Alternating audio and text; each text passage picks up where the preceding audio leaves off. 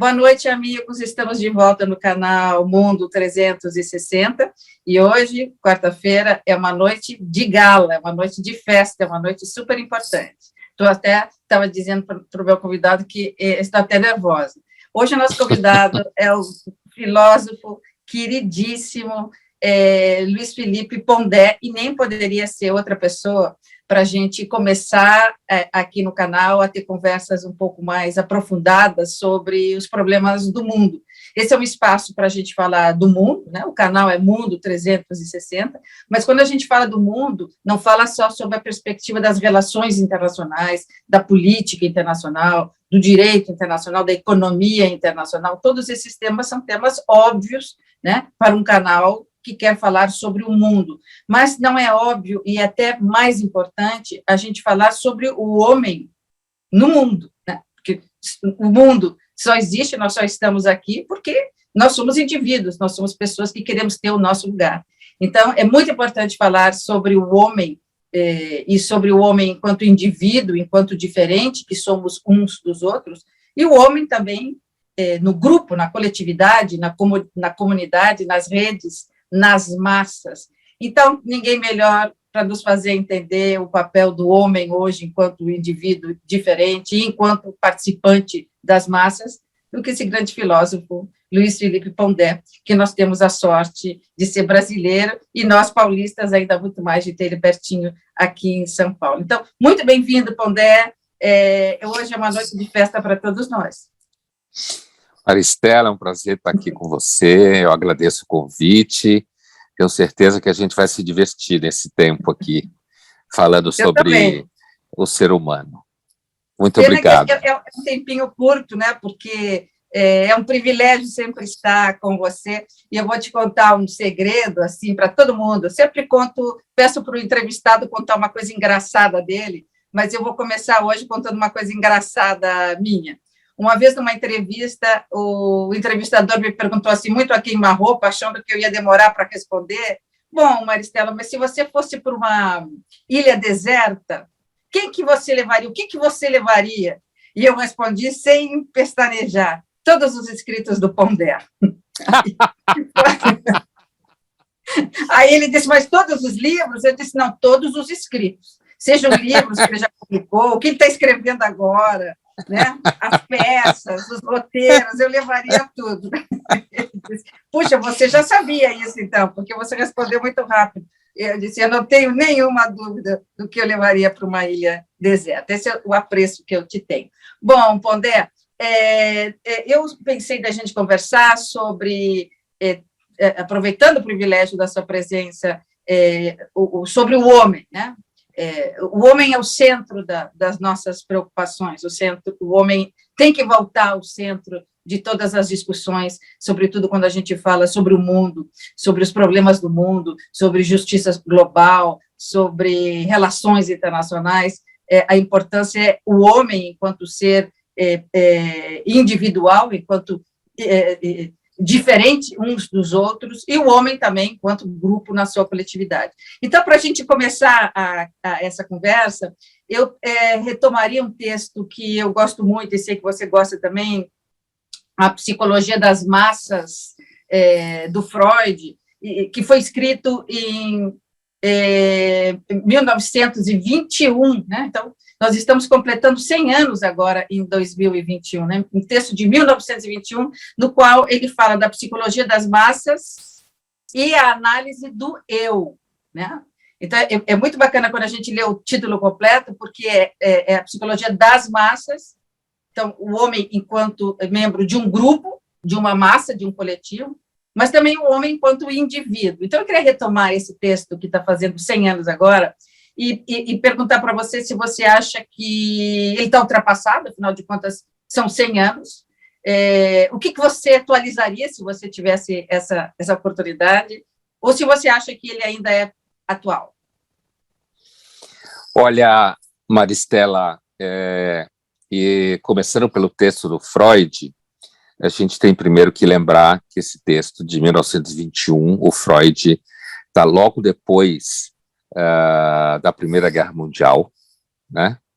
Ele está a família dele foi atingida frontalmente pela gripe espanhola com a morte da sua querida filha Sophie, certo?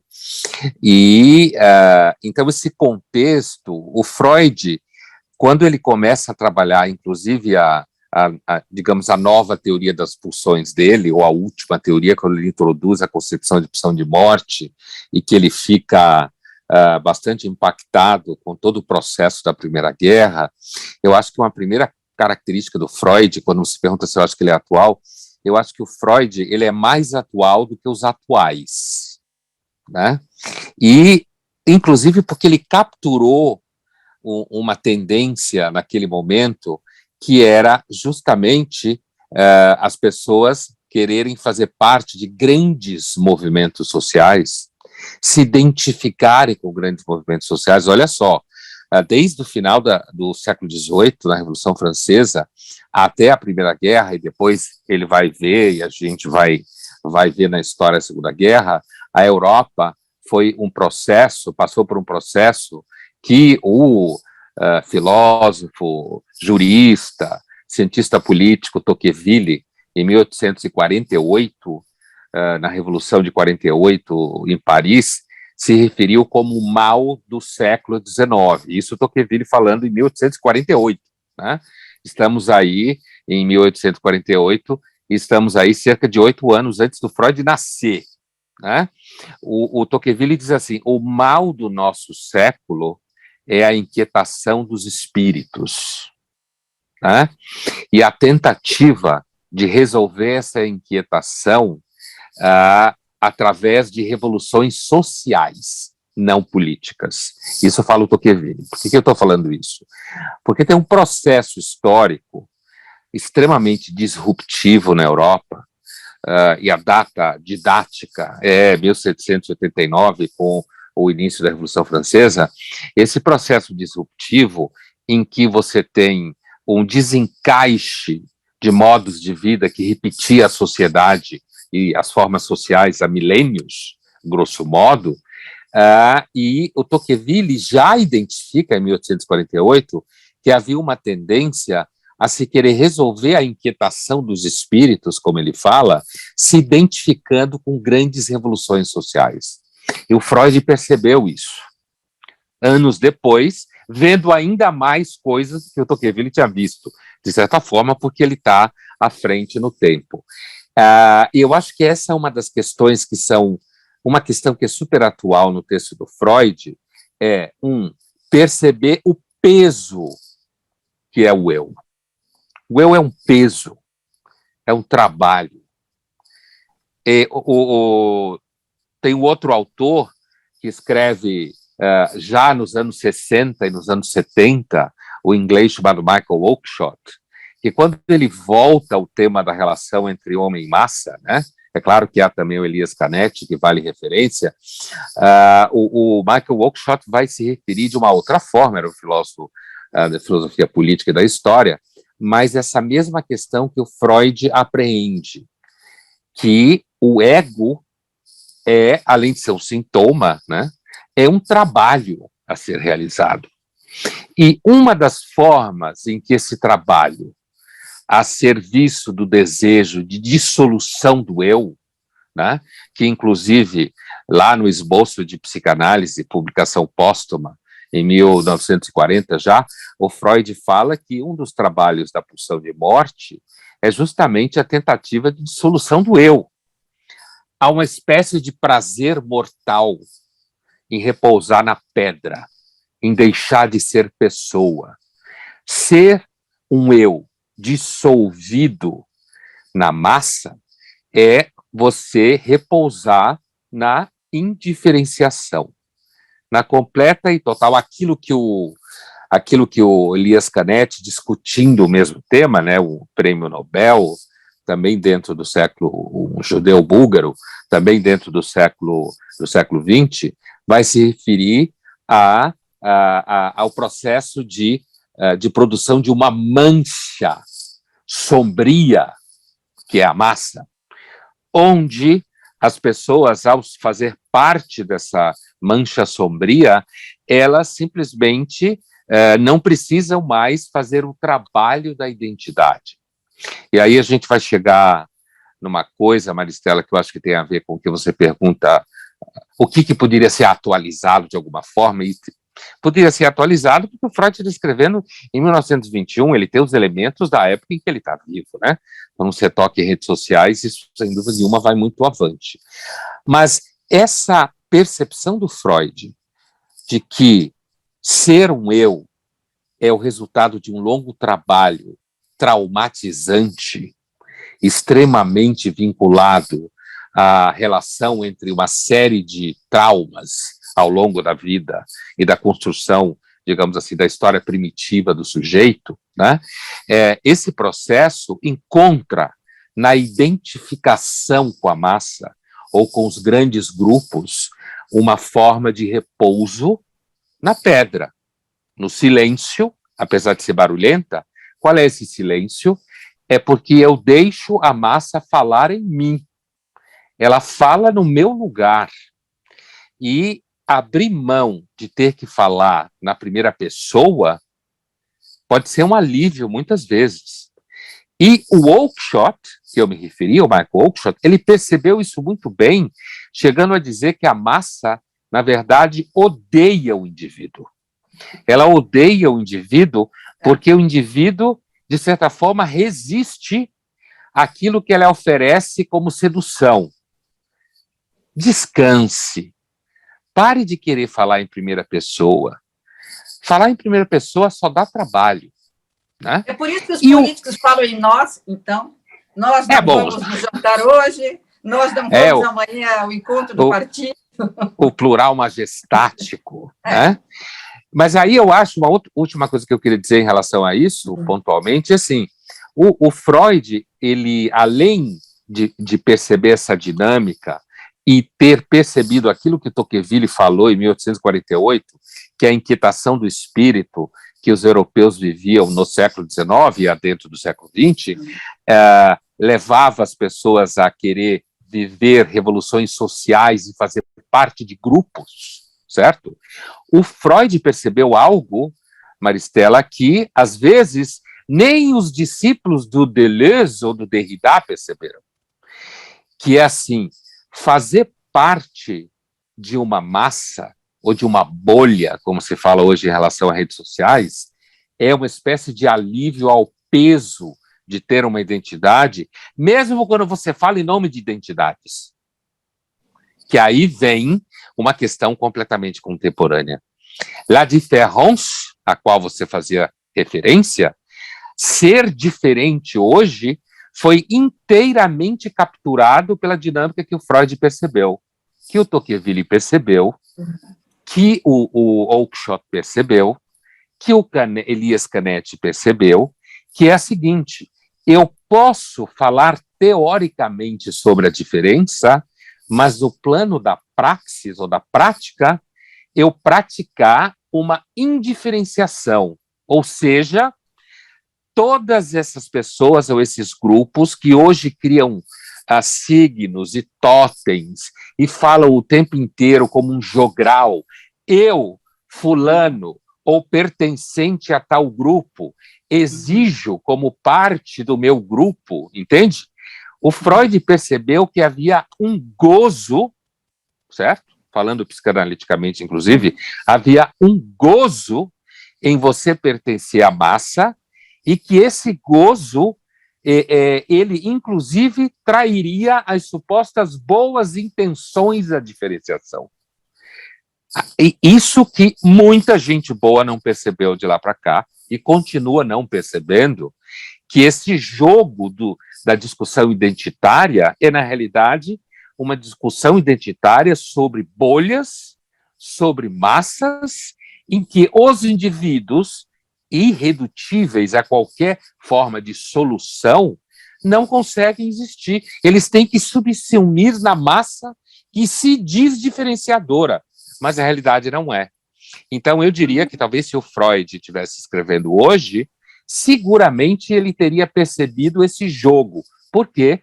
Porque o Freud não entrou no jogo da idealização. Ele não idealiza. É por isso que ele permanece atual e, inclusive, permanece atual em ser odiado. Você falando que me ocorreram muitas coisas para conversar com você, pena que o nosso tempo é curto, mas assim, eu poderia passar aqui, sei lá, o resto da minha vida perguntando coisas para você, mas enquanto você falava, Pondé, das massas, se a gente trouxer isso para a realidade, bom, no caso do Brasil, onde a gente tem esses dois segmentos, né? Quer dizer, um que vai para esse lado e outro que vai para esse outro, e são inimigos figadais. Ou você está do lado desse, ou você está do lado daquele, porque ficar no meio ou ficar diferente é praticamente impossível, então. E aí você, Maristela, você está falando da polarização, né? Sim. Dessa polarização radical. Sim. Fica claro como a polarização, se a gente olhar a partir desses referenciais, tendo no centro Psicologia das Massas e Análise do Eu, do Freud, quer dizer, a polarização é um caso da relação entre o eu e as massas. Ela é um caso específico, contemporâneo, né?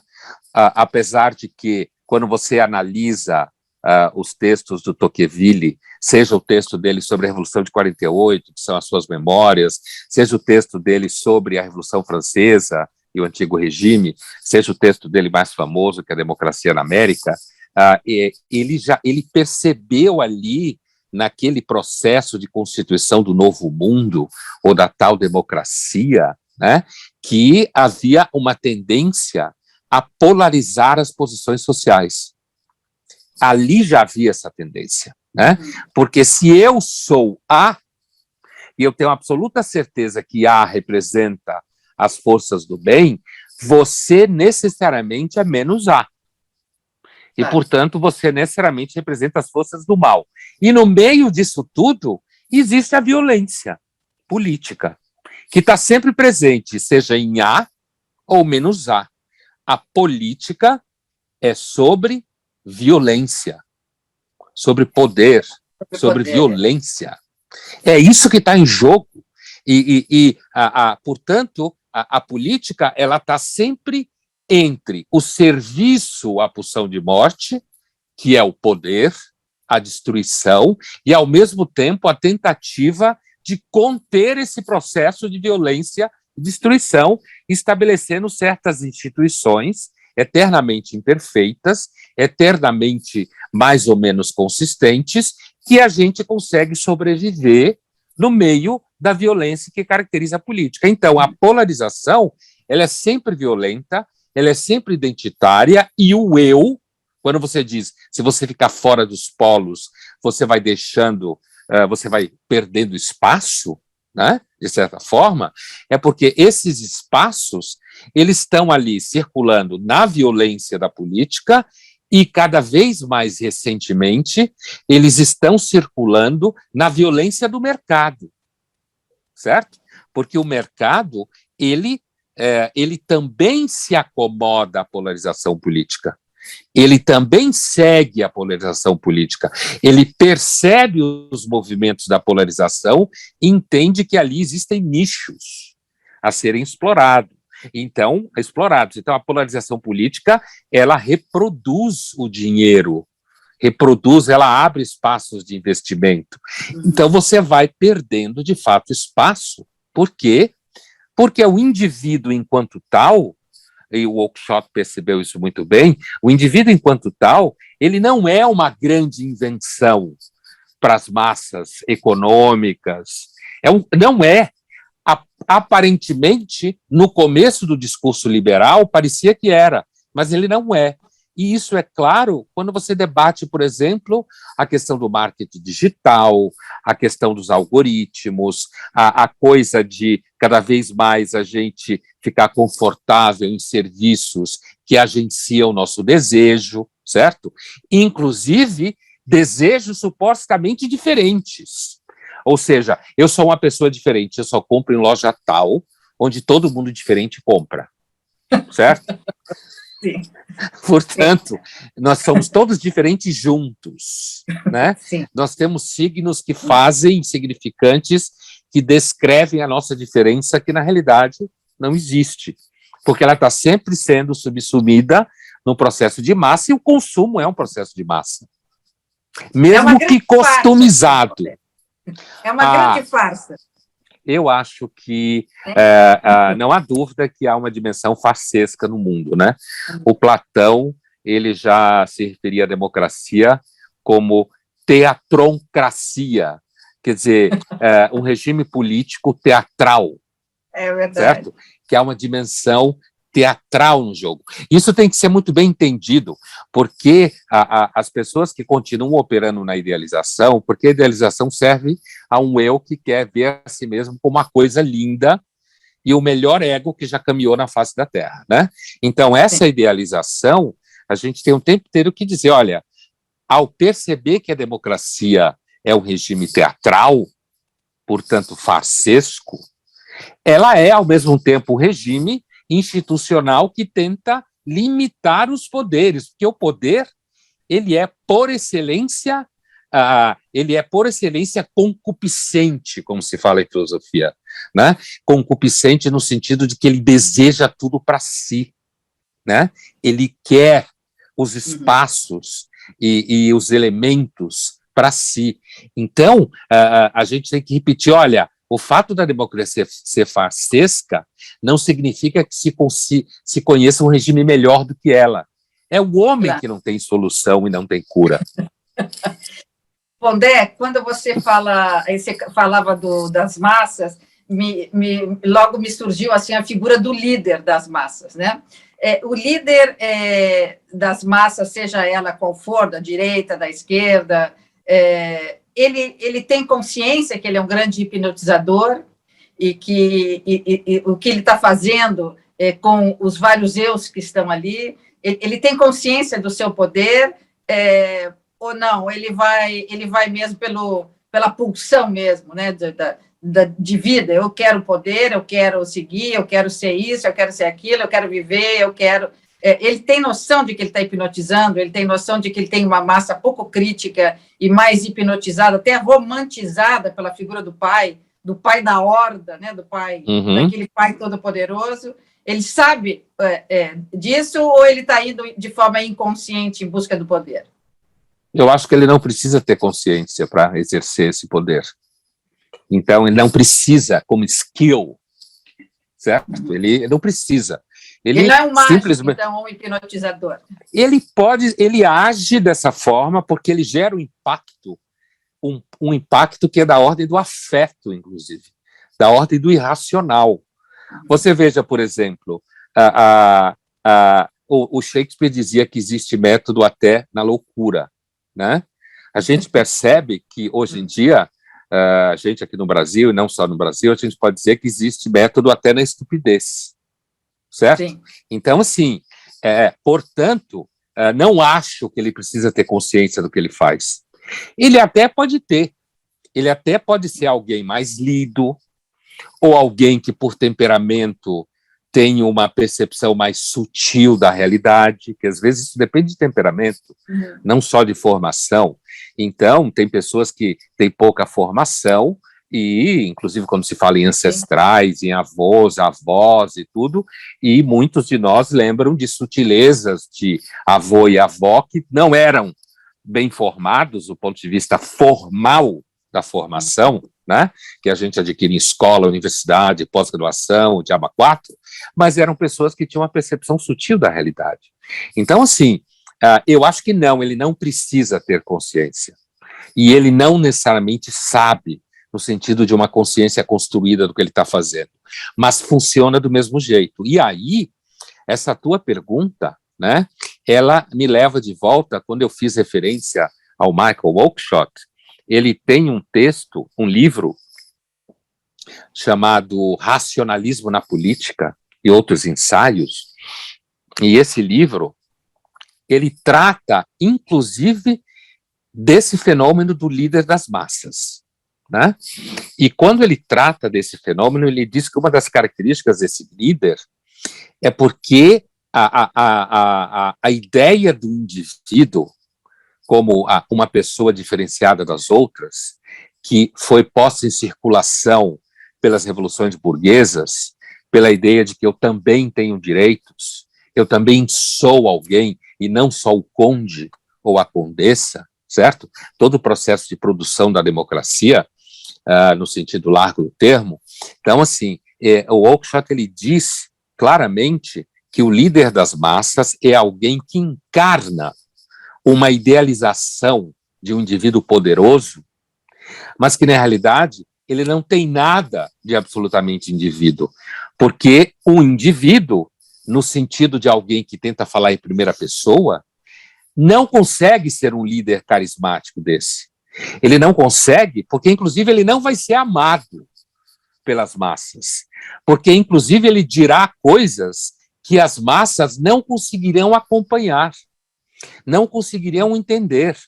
Então, há que haver um certo nível de estupidez para você ser um político de sucesso. Sim, sim, sim. Tem que haver um nível de estupidez, um nível de semântica. Tem que fazer um pacto aí com né? Tem que repactuar a sua individualidade, a sua...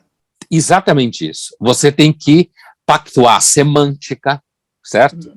Você tem que... Eu acho que a ciência que está dirigindo esse processo no mundo contemporâneo é o marketing.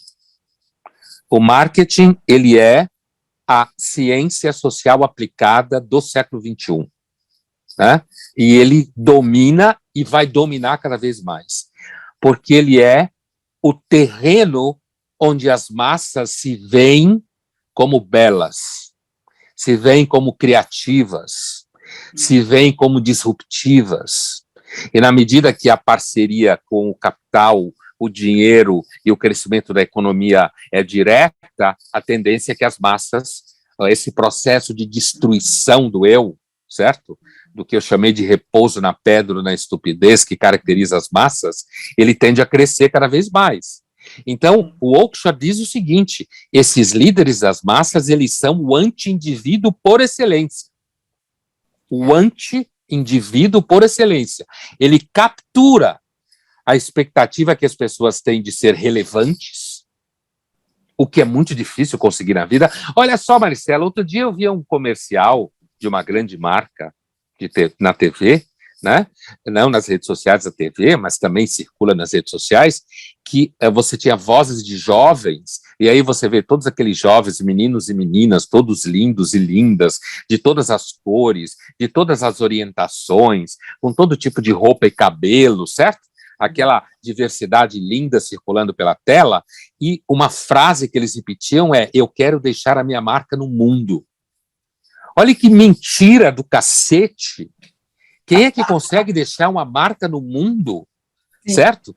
Se você conseguir pagar boleto e não deprimir, você já está deixando alguma coisa no mundo, pelo menos no seu mundo, certo? Mas não. Então, o líder das massas é esse cara que está criando essa tese de que nós vamos deixar a marca no mundo. Uma das coisas... E ele vai deixar, né, pelo menos. É que ele vai deixar a marca. E uma das coisas, seguindo o Oakeshott aqui de novo, é que essa individualidade, na realidade, ela é da ordem do sofrimento. E você não vende sofrimento. Você não vende. E aí eu pegaria uma carona nisso que você está dizendo, que tem alguns minutos que eu estou pensando nisso, quando você fala... Bom, a tendência é muito mais fácil ser um sujeito nas massas do que ser um sujeito enquanto indivíduo diferenciado do Derrida, né? É muito mais fácil estar nas massas, e por isso você vê tanta gente aqui, tanta gente ali, e muitas vezes você diz, não, mas eu não estou ali nem com esse aqui, e você se sente um pouco deslocado. Então, se é muito mais fácil estar nas massas, pertencer a um coletivo, do que ser um indivíduo, do que deitar a cabeça nessa pedra e refletir no seu infinito isolamento, qual é o futuro da psicanálise? Olha, não, excelente. Porque é um lugar para falar do eu, né? É um lugar onde você busca o eu diferente de todos. Qual é o seu eu? O seu eu lá escondido no inconsciente. E qual é o futuro da psicanálise, então, já que nós começamos com Freud? Olha, excelente pergunta, Maristela.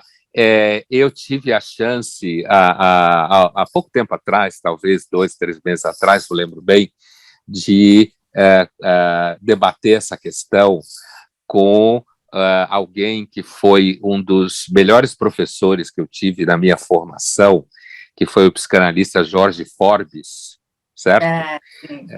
Foi meu professor. Que tem agora o curso de pós-graduação na FAP, Bárbara, de psicanálise. Foi justamente neste curso. Foi sim. na live de abertura. Foi na primeira aula. Né? Eu assisti. Então, nós tivemos a oportunidade, porque eu dizia num dado momento, ele e a Gabriela Tessitori, que é quem costurou e construiu esse curso. Que é a coordenadora do curso. É a coordenadora do curso, que o curso é sobre psicanalista do século XXI, né? E nesse dia, eu falei em algum momento, mais ou menos o que eu estava dizendo para você, que é um objeto de reflexão minha nos últimos tempos, que o século XXI seria do marketing, portanto, da mentira, né? E da psiquiatria. Né? A da psiquiatria enquanto fármaco. Exatamente. Enquanto espaço de reprodução do capital na farmacologia. Sim. Certo? E eu dizia que, o Forbes riu muito quando eu falei isso, eu dizia que a relação da psicanálise, do psicanalista com o paciente, era uma relação medieval, pré-capitalista, certo? Porque é uma relação em que é você e uma outra pessoa, numa relação contratual que muitas vezes quer fugir do contrato jurídico, e você sabe muito bem do que eu estou dizendo, sendo advogada, certo? Quer fugir do contrato jurídico, quer colocar a relação num outro espaço, certo? Extremamente sofisticado para o mundo dominado pelas massas, certo? Em que o trabalho do advogado é justamente lidar com o contencioso e gerar o contencioso como mercado, certo? Porque senão não há espaço de reprodução. E o Forbes, ele deu uma resposta muito boa para essa questão, e eu reproduzo ela aqui. Ele dizia que achava que haveria um limite para a psiquiatria, certo? E nesse sentido, a psicanálise não perderia o seu espaço, apesar de que eu não estava dizendo que a psicanálise ia perder o seu espaço, eu estava dizendo que a psicanálise tendia a ser um produto de luxo ou alguma coisa para pobres, certo? Porque a grande massa das pessoas, e isso é visto a olho nu, inclusive de pais, estão em busca dos fármacos, das explicações farmacológicas para os transtornos dos seus filhos. Não tem tempo de lidar com seus filhos, tem uma enorme culpa, inclusive por conta disso, ou deixa de ter filhos, aquele que não os tem, ou aqueles que os têm.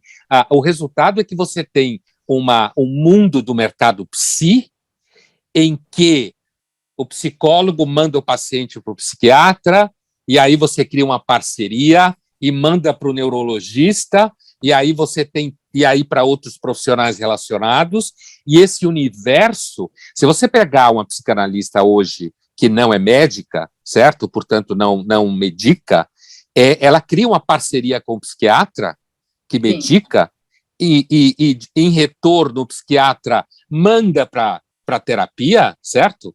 Para terapia não organicista, e você tem todo o mercado psi nesse universo, certo? E esse mercado cresce. E esse mercado, apesar de você ter o universo aqui da psicologia e da psicanálise associado, o carro-chefe, onde o dinheiro corre solto, é no universo dos fármacos. É porque aí tem o dinheiro pesado. Não é dinheiro, é capital, que é outra coisa. Dinheiro é uma coisa, capital é uma coisa que reproduz a si mesma, certo? Dinheiro é uma coisa que você paga por uma roupa, por uma hora de análise ou por um carro. Capital está por detrás e sustentando isso tudo. Então, a tendência da psicanálise, ou de muitos psicanalistas, é estar associado a esses grandes grupos de mercado psi, fazendo parcerias, como se fala hoje em dia. Então, eu não acho que vá desaparecer, mas eu acho que o carro-chefe tende a ser aquele que é o ato médico, como se falava algum tempo atrás. Mas o Forbes falou uma coisa, ele lembrou uma coisa muito importante, e eu acho que isso é essencial, é uma coisa que escapa muitas vezes, inclusive de muitos psicanalistas, que é o seguinte, é claro que ele estava falando do ponto de vista da teoria lacaniana, né, que é uma teoria que, na realidade, para o Lacan era Freud, lacanianos são os outros que inventaram, não ele, o Lacan, né? Mas, assim... O Lacan mesmo era freudiano. Né? Ele repetiu isso várias vezes. Então, assim, é que no centro do sujeito existe um vazio. É um vazio no centro do sujeito, certo? O Forbes lembrava isso, que é fundamental. Tem um vazio, e esse vazio é um destruidor de festas. Ele é um destruidor de cadeias de reprodução das mentiras, certo? Só que esse vazio é acompanhado de angústia, que nos traz de volta ao indivíduo, de sofrimento, que nos traz de volta ao indivíduo como lugar de sofrimento. E, portanto, entende o professor Forbes que, portanto, a psicanálise continuaria a ter espaço no século XXI, porque ela seria o lugar em que esse vazio consegue falar. Sim. E, ao conseguir falar, você dá uma sobrevivência ao sujeito, né? O sujeito precisa dele, porque no espaço do marketing psicológico, que está correndo solto por aí, certo? Ou mesmo do marketing psiquiátrico, e de todas essas parcerias que desagam em clínicas, com equipes multidisciplinares, que as famílias depositam seus filhos, porque não conseguem fazer o que fazer com eles, inclusive começam a medicá-los desde 13, 14, ou mesmo antes. Uma criança não pode não pode demonstrar nenhuma dificuldade de atenção, porque você já medica ela, já viram objeto de medicalização, né? E, portanto, eu acho, respondendo para você, eu respondo para você também, seguindo com o que o Forbes falou, que a psicanálise, ela permanece na medida em que ela não trai esse desejo do vazio, certo? Sim. Esse desejo profundo que o vazio fala. Agora, o problema é que o marketing, ele é a ciência suprema que tampona esse vazio. Ele tampona o vazio, né? E aí você tem uma briga boa. Sensação de tamponamento, né? Uma aparência. Exatamente. Ele faz você... É a mesma coisa que você tomar um remédio que suprime o efeito, o sintoma. Ele fala esse buraco, né? Ele fala esse buraco. Então, se eu tiver o carro daquela marca com aquelas cilindradas, logo esse vazio estará preenchido, porque eu agora tenho... Mas, enquanto você falava e trouxe o professor Forbes, quando ele fala do Terra 2, e que eu acho o grande diferencial dele, e a grande contribuição dele é o Terra 2. Quando ele fala do Terra 2, eu lembro a Rudinesco, naquele livro Por que a Psicanálise?, que eu acho um clássico, assim, até para o mundo leigo, né? Então, por que ainda a psicanálise num mundo como esse que você está falando, onde o coletivo, onde o individual tem pouco espaço, falar individualmente num espaço de psicanálise, quando há tantos fármacos, é tão mais fácil. Quando nesse livro ela começa dizendo algo que eu acho que é fundacional, né? Ela diz: a psicanálise é a vitória da civilização sobre a barbárie, né? É onde a palavra do homem é vitoriosa, onde falar é importante, né? Onde falar individualmente, falar das suas coisas é fundamental. Eu acho que isso quando eu penso no Terra 2 do Forbes, eu imagino que lá nós vamos voltar a isso, né? Onde falar de si, onde a palavra vai ser o mais importante, né? O saber por que é isso, por que eu sinto esse vazio, por que, embora eu compre o automóvel, ou eu compre aquela bolsa, eu ainda me sinto infeliz, ou eu não acho que tem um lugar no mundo. A psicanálise é a nossa ponte com a saúde, né? ou com menos sofrimento psíquico. Então, eu sempre, quando ouço o Forbes falar, eu me recordo desse lugar para onde nós vamos ir mesmo, né? Embora com todos os fármacos, com os antidepressivos, antiansiolíticos, remédio para dormir, remédio para ficar acordado, para ficar feliz, para ir na balada dançar, quer dizer, tudo isso ainda não consegue resolver as nossas demandas de amor, né? Ainda nós continuamos com o espaço da psicanálise, ou o espaço do eu, da fala, ainda a nossa, digamos, nosso passaporte para essa Terra 2, ou para a diminuição do sofrimento psíquico, porque eliminar o sofrimento psíquico não é possível. Mas enquanto eu te ouvia e refletia aqui um pouco, e você falava desse homem, né? Então, que sujeito é esse, né? Quer dizer, o sujeito se desindividualizou, né? O sujeito se tornou, enquanto indivíduo, obsoleto. Eu fiquei pensando numa cena daquele livro do Primo Levi, que com certeza você tem aí pertinho de você aí na sua biblioteca.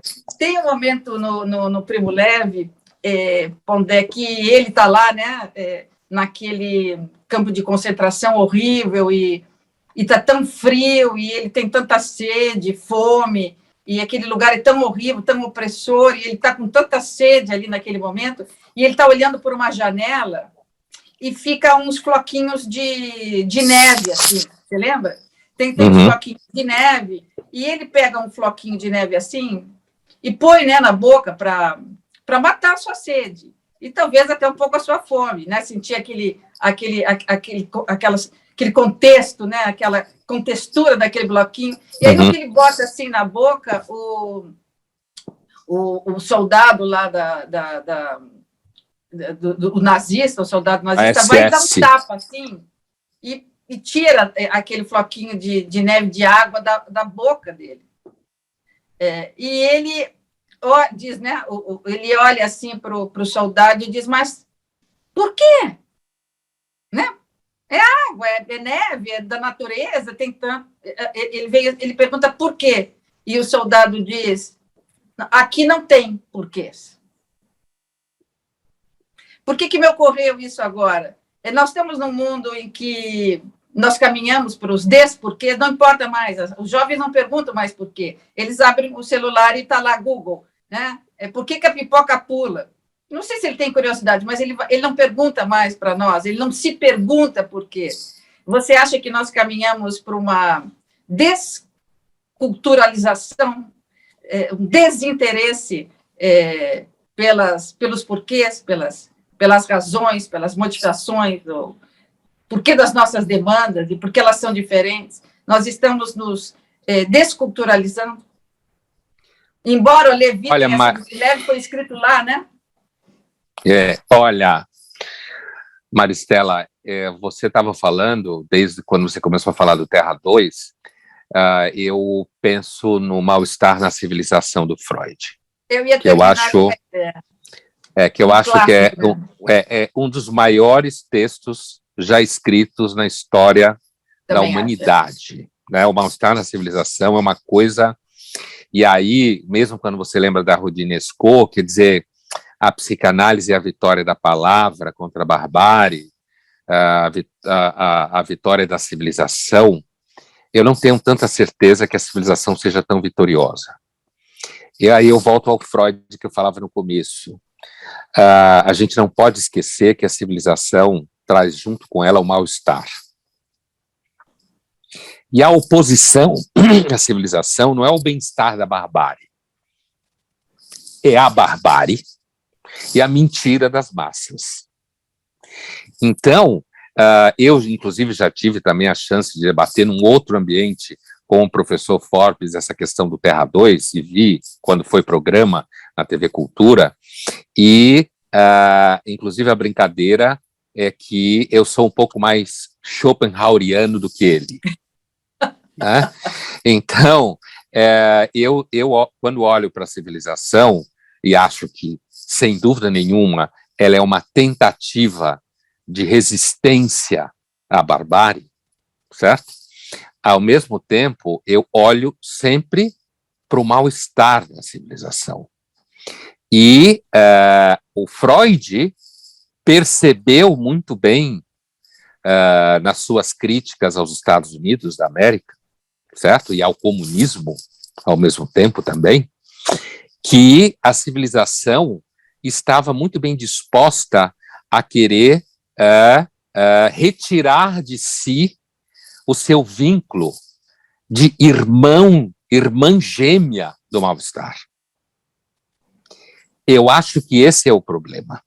Assim, eu não tenho nenhuma dúvida que a gente vive uma espécie assim de dissolução em algum nível do mundo do imaginário, do mundo do grande outro que nos define, do mundo em que a gente está submetido a algum tipo de pai, no sentido técnico e não no sentido do senso comum, e que a gente caminha para o mundo, como diz o próprio Forbes, desbussolado, sem bússolas, né? A minha questão é o que a gente vai fazer com o mal-estar. Porque eu posso simplesmente achar que no momento em que a gente tiver superado ou feito a crítica da desconstrução, voltando ao Derrida, certo? Feito o percurso da desconstrução, eu suponho que quem estará com a palavra é o niilismo. Aí eu volto para o outro parceiro que está aqui do meu lado, que é o Dostoiévski, né? Eu acho que talvez quem tome a palavra seja o niilismo, que é esse desporquê ao qual você faz referência, certo? Essa situação em que, na verdade, a ideia de que não tem nada para colocar no lugar, digamos assim, desse sujeito grande que, de alguma forma, organizava o mundo e organizava os sujeitos, certo? Grandes significantes imaginários, né? Eu suspeito que esse vazio que está no centro do sujeito, que é, na realidade, a ontologia do sujeito, que ele se revele como um discurso do nada, como um discurso em que a desconstrução se transforma em ferramenta das massas, de novo. Então, eu acho que a grande pergunta, ou pelo menos uma das grandes perguntas da nossa época, é o que fazer com o mal-estar? Porque a civilização é o mal-estar. Ela resiste à barbárie, mas ela traz consigo o mal-estar. Exatamente. E a gente não está afim do mal-estar. Não está afim do mal-estar. Porque o mal-estar é insuportável. Assim como Freud suspeitava que viver no princípio da realidade, quando ele ainda estava opondo realidade a princípio do prazer, quer dizer, viver no princípio da realidade é insuportável. A criança sacou tudo. Ela sacou tudo. E a minha suspeita é que a nossa opção é pela infantilização. Você acha que nós vamos mantendo aquela sua majestade, o bebê, para sempre, né? Para sempre. Exatamente. Eu quero tudo, né? Eu quero o leite da mamãe, eu quero o peito quentinho, e se demorar eu não quero mais, e aí eu vou crescer, mas eu continuo me sentindo a sua majestade, bebê, eu quero imediatamente, tem que ser rápido, se começa a namorar tem que casar amanhã, morar junto, e também se divorciar tem que ser rápido. Quer dizer, é uma continuação do infantil. É a demanda daquilo que o herdeiro da escola de Frankfurt atual, Axel Honneth, chama de reconhecimento. Todo mundo quer ser reconhecido na sua condição de diferença relevante, certo? E isso vai dar na majestade o bebê. E aí, eu lembro de um livro escrito em 1998, certo? Por um escritor excepcional, vivo, um francês chamado Michel Houellebecq, terrível, né? Sujeito, assim, não ele, pessoa, dizendo que é terrível, estou dizendo que os livros que ele escreve são terríveis, fígado, né? Terrível, vai no fígado. Esse livro de 1998, que se chama Partículas Elementares, né? Que infelizmente para discutir eu tenho que dar spoiler, eu vou cometer um crime aqui, atenção para o spoiler, né? Porque esse livro, que é o Houellebecq, eu acredito, assim como diz aquele sociólogo alemão vivo, Wolfgang Streeck, diz que o Houellebecq, a obra do Houellebecq é a obra que melhor descreve na literatura contemporânea o impasse contemporâneo, certo? Nesse livro, Partículas Elementares, dois personagens principais, o Bruno e o Michel. O Michel é um grande biólogo molecular que descobre, é um sujeito extremamente deprimido, certo? Tem toda uma história. Michel Houellebecq é um espetáculo para psicanalistas. Né? É que ele é tão violento na descrição do niilismo contemporâneo que não se fala, mas que está aí, né? Inclusive esse livro especificamente da herança da contracultura, né? Que às vezes eu tenho a impressão que se evita o Houellebecq, né? E pode ser, de repente, uma boa decisão para a saúde mental, mas dependendo da sua condição. Mas nesse livro Partículas Elementares, que essas partículas elementares se referem às partículas atômicas e subatômicas, né? Então, assim, o personagem, que é um biólogo molecular brilhante, extremamente deprimido, que busca na vida desistir da profissão, porque ele vai fazer uma descoberta terrível, né? E que faz no romance, ao longo do romance, e ele acaba desaparecendo. Ninguém sabe o que aconteceu com ele, né? E essa descoberta terrível que ele faz ele descobre como evitar a instabilidade do desejo humano. Né? Ele descobre o mecanismo para evitar, na meiose, certo? A instabilidade do ser humano. E esse mecanismo implica na superação da reprodução humana. A nossa reprodução é uma reprodução que depende de dois, certo? E ele descobre um mecanismo em que o ser humano não só se torna quase imortal, porque tem menos defeitos e menos instabilidades moleculares, como ele passa a se reproduzir artificialmente, por partenogênese. Resultado, o ser humano deixa de ser o que a gente conhece, não existe mais homem e mulher, são todos agêneros, certo? Não têm instabilidades afetivas, não precisam de amor, não adoecem, certo? E você descobre, no final do livro, que o livro está sendo escrito muito no futuro, certo? Por uma pessoa que, por acaso, encontrou os textos de um outro pesquisador que havia estudado a vida desse Michel Dzerzhinsky, que é o personagem principal, e o narrador do livro faz uma espécie de ode ao ser humano lá do futuro, lembrando como a gente era sofrido, mas como a gente era criativo a partir da própria infelicidade, e, portanto... A arte, né? Um exemplo disso.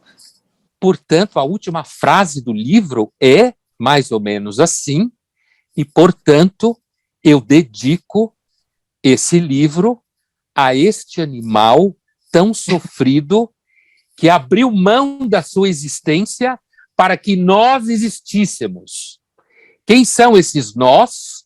São seres que nós criamos pela busca da supressão do mal-estar e do sofrimento. E, inclusive, ele diz, alguns seres humanos ainda restam no mundo, mas vivem acantonados em grupos religiosos fundamentalistas, absolutamente não civilizados e que estão em total processo de extinção. E ele dedica o livro a essa espécie, certo? É um dos livros mais radicais que eu já vi na minha história de leitor de ficção, certo? Partículas Elementares, e é um livro em que o autor tem a coragem e a capacidade de levar o niilismo até a sua última parada, que é a decisão suprema de que eu não quero mais sofrer. Se alguém tem dúvida que esse é o projeto da cultura, deve estar tomando muito remédio para não ter consciência do que está acontecendo. Muito Prozac, muita fluoxetina, Pondé. É isso aí. Pondé, agora, infelizmente, a gente tem que ir para o fim. Eu, como eu te disse, ficaria o resto da minha vida conversando. Mas deixa eu te perguntar um segredo. Você acredita em Deus? Não. Não? Eu sou um ateu não praticante. Ah, é? Bom, então, se Deus é assim não que eu me defino. Se Deus não existe, tudo pode? Essa está terminando com Dostoiévski, né? Essa frase é do Dostoiévski, né? Eu sei que você gosta, Tá, por exemplo, Dostoiévski fala algumas vezes, isso aparece na obra dele, mas uma delas é o seu personagem Ivan Karamazov, dos irmãos Karamazov, que Dostoiévski dizia que era o seu maior personagem, apesar que o seu preferido era o idiota do Príncipe Minsky, do romance O Idiota. Mas ele chamava o Ivan Karamazov de meu filósofo. Exatamente. Né? Então, assim, se Deus não existe, muito. Se Deus não existe, tudo é permitido. Então, é no sentido do niilismo que o Dostoiévski está perseguindo no romance, na figura do Ivan Karamazov. Né? Mas a gente tem que lembrar que o Ivan Karamazov, a última aparição dele no romance, é quando ele está conversando com um jovem que ele não sabe se é ele mesmo. Dostoiévski trabalhou muitas vezes a figura do duplo, né? Um surto psicótico, portanto. Se é o demônio que o está visitando, ou se é um jovem russo educado do Ocidente, ou se é um jovem ocidental que fala russo. Porque o Dostoiévski alocava o niilismo como um processo cultural que estava vindo do Ocidente. Né? E por que eu estou dizendo isso? Se Deus não existe, tudo é permitido. Mas o preço pode ser a sanidade mental. Certo? E aí Deus, para além da identidade cristã de Dostoiévski, que é uma das grandiosidades dele, é ir além da simples fé. Então, assim, esse Deus é alguma referência transcendente que organize a luta contra o nada, que nos corrói, e que o Dostoiévski percebeu a fundo, assim como o Houellebecq também percebeu a fundo, e que o Freud percebeu na ordem do mal-estar, desse vazio que nos corrói. Então, o desafio da psicanálise é em que medida você consegue lidar com esse vazio sem enlouquecer, sem virar um perverso, certo? Ou sem virar um mentiroso. Que eu acho que é a opção contemporânea. É virar um mentiroso, né? Porque é muito difícil não mentir. Basta olhar para o mundo corporativo e ver como o mundo corporativo abraça todos os discursos revolucionários que têm aparecido nos últimos tempos. Ele abraça, domestica e paga muito bem. E paga muito bem, inclusive. Né? O que é fundamental para a mentira funcionar, pagar bem. Bom, esse é o Luiz Felipe Pondé, essa criatura rara, né, única, e está aí porque eu não tenho nenhum medo de cair numa ilha deserta e ficar lá o tempo que for, desde que eu possa levar os teus escritos. Pondé, muito obrigada. Nós ficamos, tenho certeza que todo mundo do canal, os que estão ouvindo, os meninos que estão na técnica aqui trabalhando, você é uma pessoa adorável, lovely. Muito obrigada. Muito obrigado. Obrigado a você. Eu espero ainda ser tua aluna. Você só pega aluno no pós-doutorado e eu ainda tenho que estudar muito até chegar no pós-doutorado em filosofia ou psicanálise, mas eu não vou desistir. Muito obrigada. A gente vai se ver de novo. Vamos sim. Um beijo enorme no seu coração. Beijo. Na sua família, que é tão querida, em todo mundo. Muito, muito, muito obrigada. Eu sei que você, aí se disse, é um ateu não praticante, mas se há um Deus, que ele te abençoe muito, muito, muito, muito. Muito obrigada. Muito obrigado, Maristela. Beijo. Tchau, tchau. Beijo, tchau.